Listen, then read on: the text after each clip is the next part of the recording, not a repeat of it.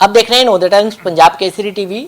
दिल्ली के अंदर कोरोना के केस पिछले एक हफ्ते से लगातार बढ़ रहे हैं। अगर पिछले 24 घंटे की बात करें तो 980 केस जो है वो सामने आए हैं।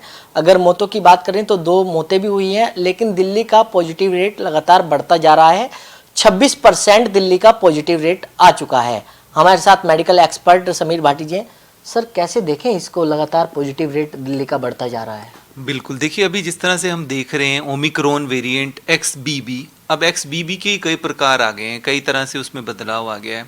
अभी जो फिलहाल देखा जा रहा है, अगर पूरा आपने बताया जो अभी डेटा 980 के करीब भी जो नए केसेस आए हैं और लगभग 3000 के करीब एक्टिव केसेस दिल्ली के अंदर हैं, तो ये ओमिक्रॉन का सब वेरिएंट है XBB 1.16। संक्रामक तो है ही, एक इंसान से दूसरे इंसान में काफ़ी तेज़ी से फैलता है।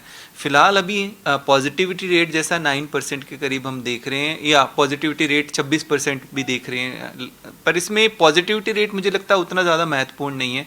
यहाँ पे हमें ज़्यादा इसको ट्रैक करना है कि हॉस्पिटलाइजेशन कितने हो रहे हैं, बीमारी की गंभीरता कितनी हो रही है।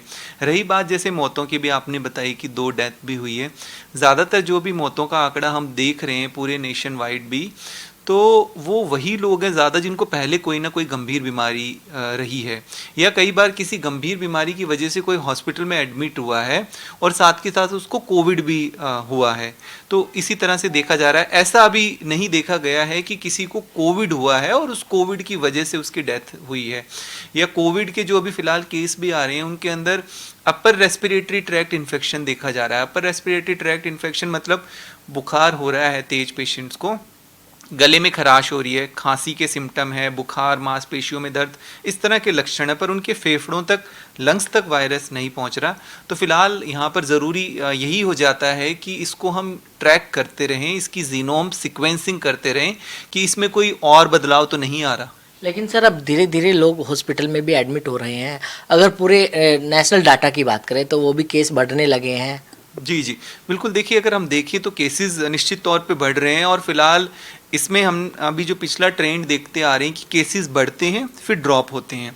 अभी बीच में थोड़ा मौसम के अंदर बदलाव आया था, कुछ टाइम बारिश भी रही थी, तो जब मौसम में बदलाव आता है तो उस समय वायरस और ज़्यादा पनपता है, जैसा दूसरे अन्य वायरस भी सर्कुलेट हो रहे थे। आप ये देखिए H3N2 और अन्य वायरस भी। अब जैसे गर्मी थोड़ी शुरू हो गई है, अभी फ़िलहाल गर्मियों के अंदर बाकी और वायरस थोड़े कंपैरेटिवली कम होना शुरू हो जाते हैं, तो मैं समझता हूँ आगे आने वाले टाइम में ये थोड़ा ड्रॉप होना चाहिए। पर एक बार इसकी स्पाइक आती है, एक बार थोड़े राइजिंग की ट्रेंड की तरफ जाते हैं, तो इसी वजह से आप देखिए 3 राज्यों के अंदर अभी फ़िलहाल मास्क भी मैंडेट कर दिया गया है। वही कह रहा हूँ कि सरकार जो है इसको पूरा मॉनिटर कर रही है।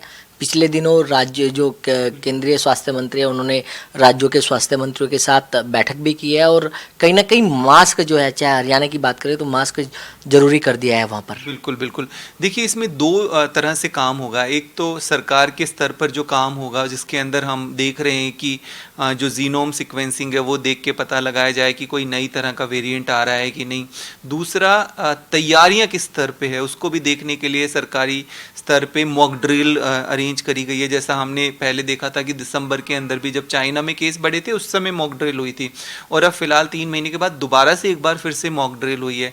इसमें सभी तरह का जायजा लिया गया है। तो अगर हम देखें हमारी हॉस्पिटल में बेड्स की स्ट्रेंथ हो गई, ऑक्सीजन, और इसके अलावा टेस्टिंग की जो हमारी कैपेसिटी है वो सब पूरी तरह से तैयार है। दूसरी जो इसमें रिस्पॉन्सिबिलिटी आ जाती है, मेरे को समझ में आता है इसमें कि जो व्यक्तिगत तौर पे जिम्मेवारी वो ज़्यादा बढ़ जाती है, क्योंकि जैसे अब छुट्टियां भी होने वाली है, ट्रैवलिंग ज़्यादा बढ़ेगी, तो इसी वजह से यही एडवाइजरी बार बार जारी की जा रही है कि एटलीस्ट भीड़ भाड़ के इलाके के अंदर कोई भी जाता है तो वहाँ पे मास्क ज़रूर पहने। और जो हाई रिस्क वाले लोग हैं, जो एल्डरली लोग हैं, हाई रिस्क में 3 ग्रुप आ जाता है, जो बुज़ुर्ग लोग हैं जिनको कोई पहले से गंभीर बीमारियां हैं, या जिनका इम्यून सिस्टम वीक है, इम्यूनिटी कॉम्प्रोमाइज्ड है, प्रेग्नेंट वुमेन है, तो वो कभी भी किसी भीड़ भाड़ वाले इलाके में जा रहे हैं तो वहाँ मास्क ज़रूर पहन लें।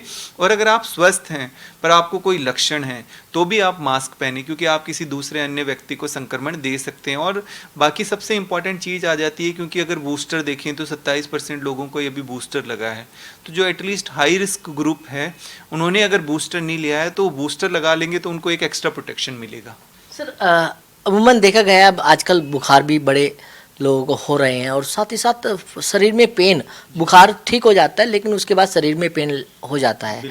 इसकी क्या वजह है? हाँ बिल्कुल, देखिए इसमें 2-3 चीज़ें जैसे मैंने आपको बताया कि अभी और अन्य जो नॉर्मल अपना फ्लू है वो तो चल ही रहा है, वो भी चल रहा है, साथ के साथ जो और दूसरे रेस्पिरेटरी वायरस है वो भी सर्कुलेट हो रहे हैं, H3N2 भी अभी फ़िलहाल आ रहा है, कोविड भी आपका चल रहा है। वायरल फ्लू में देखा गया है कि आमतौर के पेशेंट को मसल पेन काफ़ी ज़्यादा रहता है, वीकनेस तो हमने आमतौर पे जैसे कोविड में देखा भी था, पोस्ट कोविड की जैसे आपको इन्फेक्शन ठीक हो गया उसके बाद लंबे समय तक आपको ये मसल पेन और ये सब रहता है। इसलिए बार बार हम आग्रह करते हैं, अपील करते हैं कि आपको संक्रमण से अपने आप को बचाना है, कि कहीं ना कहीं चाहे आपको हल्का संक्रमण रहा हो, ज़्यादा टाइम तक परेशान ना किया हो, पर कोविड होने के बाद पोस्ट कोविड वो अलग अलग सबके ऊपर अलग तरह से प्रभाव डालता है। काफ़ी लोगों को लंबे समय तक आप देख रहे हो कि कुछ लोगों को खांसी नहीं जा रही लंबे समय तक, कुछ लोगों की लंबे समय तक वीकनेस नहीं जा रही। तो इसलिए बहुत महत्वपूर्ण है कि हम एटलीस्ट अपने आप को इन्फेक्शन से बचाएं। सावधानी क्या बरतें हैं, चाहे कोरोना की बात हो चाहे बुखार की बात हो? बिल्कुल बिल्कुल, देखिए इसमें सबसे इम्पॉर्टेंट है, अगर आप किसी भी ऐसी जगह पे जैसे आप मेट्रो के अंदर ट्रैवल कर रहे हैं या ऐसी क्लोज्ड एरिया के अंदर जहाँ पे वेंटिलेशन भी ठीक नहीं है और काफ़ी भीड़ है, मॉल के अंदर जा रहे भीड़ है, वहाँ पर आप मास्क पहने। इसके अलावा आप कोई भी सरफेस को इधर उधर हाथ लगा रहे, टच कर रहे हैं और आप वही हाथ अपने हाथ मुंह पर लगा रहे हैं, तो बेटर है एक अपनी जेब के अंदर सैनिटाइज़र रखिए, आप सैनिटाइज करते रहिए अगर हाथ कहीं भी आप छू रहे हैं। तीसरा इसके अंदर इम्पोर्टेंट है कि अपनी इम्यूनिटी के ऊपर आप काम करते रहिए, कि कई बार क्या होता है जब लोग बीमार हो जाते हैं उस समय फ्रूट्स वगैरह लेते हैं और डाइट ठीक कर लेते हैं, उस समय उसका कोई ज़्यादा बेनिफिट नहीं है। वो आप अपनी लाइफस्टाइल ठीक रखिए, खाने पीने का, एक्सरसाइज का, इन सब चीज़ों का ध्यान रखिए। एंड इम्पॉर्टेंट इसके अंदर सबसे ज़्यादा ज़रूरी आ जाता है कि अगर कोई सिम्टम आपको जब भी चल रहे हो उस टाइम आप मास्क ज़रूर लगा लें, ताकि आप लक्षण किसी और को ना दें। और घर पर जब भी आपको सिम्टम है तो आप रेस्ट करें, अपनी तरफ से कोई दवाइयाँ ज़्यादा ना खाएं, कई बार एंटीबायोटिक खाना शुरू कर देते हैं, इन सब चीज़ों का आप इस्तेमाल ना करें। रेस्ट करेंगे तो सेल्फ लिमिटिंग डिजीज़ है, अपने आप 2-3 दिन में आपका ये ठीक हो जाएगा। बट इम्पॉर्टेंट है कि जितना प्रिवेंट करें अपने आप को, क्योंकि सरकार अपने स्तर पे काम कर रही है, अब हम लोगों की इंडिविजुअल रिस्पॉन्सिबिलिटी ज़्यादा है कि इसमें हम अपना ध्यान रखें और सभी तरह के जो पहले से हम कोविड अप्रोप्रिएट बिहेवियर सीख चुके हैं उनका हम ज़रूर पालन करें, कि ऐसा नहीं हो कि हम डिजीज़ लेके घर पे जाएं, क्योंकि घर पे कई बार बुजुर्ग लोग होते हैं, एल्डरली लोग होते हैं, तो ज़्यादातर जो यंग लोग हैं वो एज ए कैरियर बन जाते हैं और घर पे इन्फेक्शन लेकर जाते हैं। और बच्चों का खास तौर पे ध्यान रखें, अगर बच्चों को कोई भी लक्षण होते हैं तो उनको स्कूल वगैरह ना भेजें, क्योंकि बच्चा भी कई बार अगर बच्चा स्कूल में बीमार है तो वो बाकी बच्चों को भी संक्रमण दे देता है। तो बिल्कुल ये थे मेडिकल एक्सपर्ट समीर भाटी, जिन्होंने नवोदय टाइम्स पंजाब केसरी के साथ खास बातचीत की। दिल्ली से कमल कुमार कंसल, नवोदय टाइम्स पंजाब केसरी टीवी।